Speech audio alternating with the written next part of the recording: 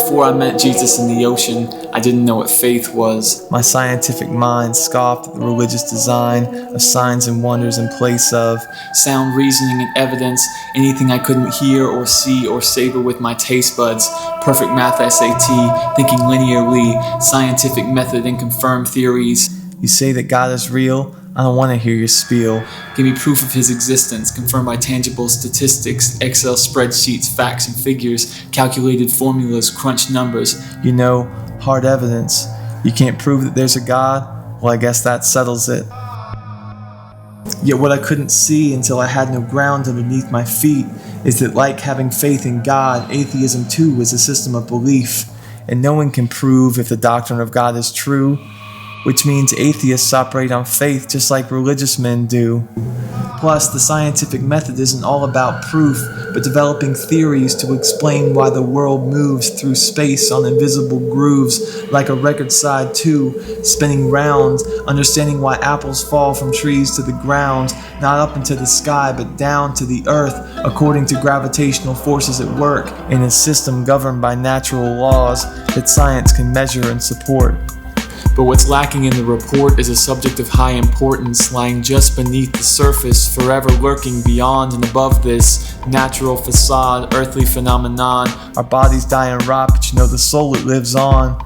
You can run and you can hide, stick your head in the sand and live your life just to survive, but eventually time will catch up and eternity will arise out of your heart from behind the what and start you on the age-old question of why. Because when I look up to the sky and emerge from my endless philosophizing, I find not chaos but divine order, full of reason and rhyme, wondering how I had missed the intelligence in this design. Micro-atoms swirling on track, billions strong, not one out of whack, all arranged and stacked, too small to fathom, yet keeping the whole world intact. Then zoom out to the vast and endless sea of black as cosmic forces act out the drama of a macro system that just goes on and on and. In a tiny corner there's the earth, hanging on nothing springs forth life, new birth, then man, intelligence, language. I no longer understand what I thought the plan was for something so complex to arise out of a sandbox, didn't know how slim the chance was for it all to be random. Like a movie to shoot itself with no crew behind the camera.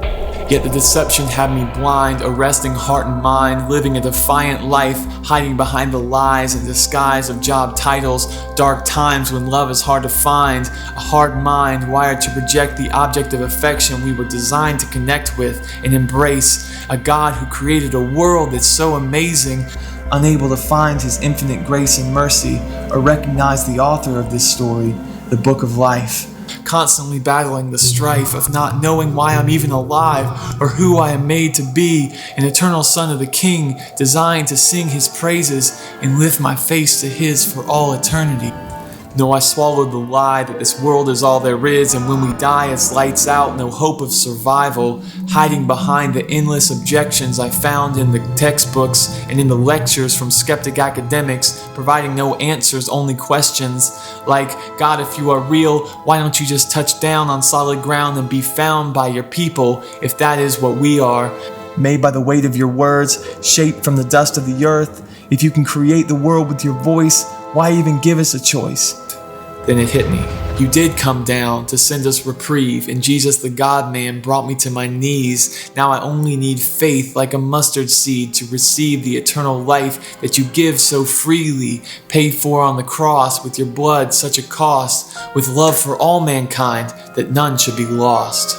Because at the brink of death you did what science can't do. You proved your words were true when you rose anew from the grave and proclaimed a promise to save all who believe in your name from meeting the fate of eternal separation, lives of hopeless desperation, transformed for the sake of your kingdom.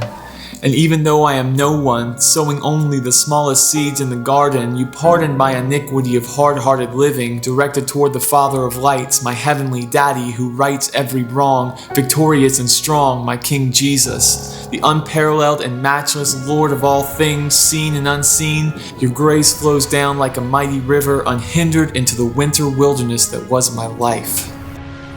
For this is the invitation into a new story.